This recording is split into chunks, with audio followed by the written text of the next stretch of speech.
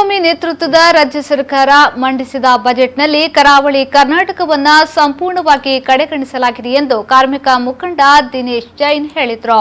ಅವರು ಪುತ್ತೂರಿನಲ್ಲಿ ಮಾಧ್ಯಮಕ್ಕೆ ಬಜೆಟ್ನ ಬಗ್ಗೆ ತಮ್ಮ ಅಭಿಪ್ರಾಯವನ್ನ ವ್ಯಕ್ತಪಡಿಸಿದರು. ಕರಾವಳಿ ಭಾಗದಲ್ಲಿ ಹೆಚ್ಚಾಗಿ ಬೆಳೆಯುವ ಅಡಿಕೆಗೆ ಬೆಂಬಲ ಬೆಲೆ ನೀಡಬೇಕೆಂಬ ಈ ಭಾಗದ ಕೃಷಿಕರ ಬೇಡಿಕೆಗೆ ಬಜೆಟ್ನಲ್ಲಿ ಸೊಪ್ಪು ಹಾಕಿಲ್ಲ. ರೈತರ 2 ಲಕ್ಷದವರೆಗೆ ಸಾಲ ಮನ್ನಾ ಮಾಡಿರುವ ಸರ್ಕಾರದ ನಡೆ ಸ್ವಾಗತಾರ್ಹವಾಗಿದ್ದರೂ ಈ ಸಾಲದ ಹೊರೆಯನ್ನ ಮಧ್ಯಮ ವರ್ಗದ ಇತರ ಜನಗಳ ಮೇಲೆ ಹಾಕಿರುವುದು ಸರಿಯಲ್ಲ.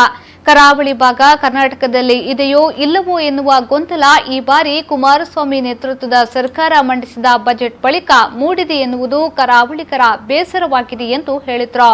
ಕರ್ನಾಟಕದ ಮಾನ್ಯ ಕುಮಾರಸ್ವಾಮಿಯವರ ನೇತೃತ್ವದ ಸಮ್ಮಿಶ್ರ ಸರ್ಕಾರದ ಈ ಭಾಗದ ಈ ರೀತಿಯ ಈ ಸಲದ ಬಜೆಟ್ ಕರಾವಳಿ ಕರ್ನಾಟಕವನ್ನು ಕಡೆಗಣಿಸಿ ಮಾಡಿರತಕ್ಕಂಥ ಬಜೆಟ್.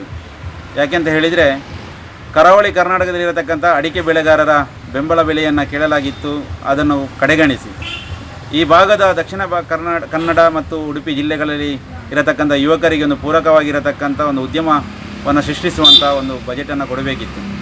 ಅದನ್ನು ಮಾಡದೆ ಮತ್ತು ಇಡೀ ಬಜೆಟ್ನಲ್ಲಿ ದಕ್ಷಿಣ ಕನ್ನಡ ಈ ಭಾಗಕ್ಕೆ ಯಾವುದೇ ರೀತಿಯಲ್ಲಿ ಯಾವುದೇ ಒಂದು ಸವಲತ್ತುಗಳನ್ನು ನೀಡದೆ ಯಾವುದೇ ರೀತಿಯ ಒಂದು ಬಜೆಟಿನಲ್ಲಿ ಒಂದು ಸೌಕರ್ಯಗಳನ್ನು ಕೊಡದೆ ಕಡೆಗಣಿಸಿದ್ದಾರೆ.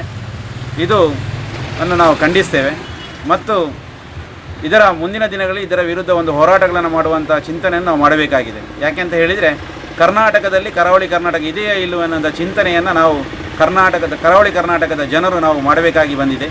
ಹಾಸನ ಮತ್ತು ಮಂಡ್ಯ ಭಾಗಕ್ಕೆ ಅದರ ಇಡೀ ಬಜೆಟಿನ ವ್ಯವಸ್ಥೆ ಆ ಭಾಗದಲ್ಲಿಯೇ ಇದೆ.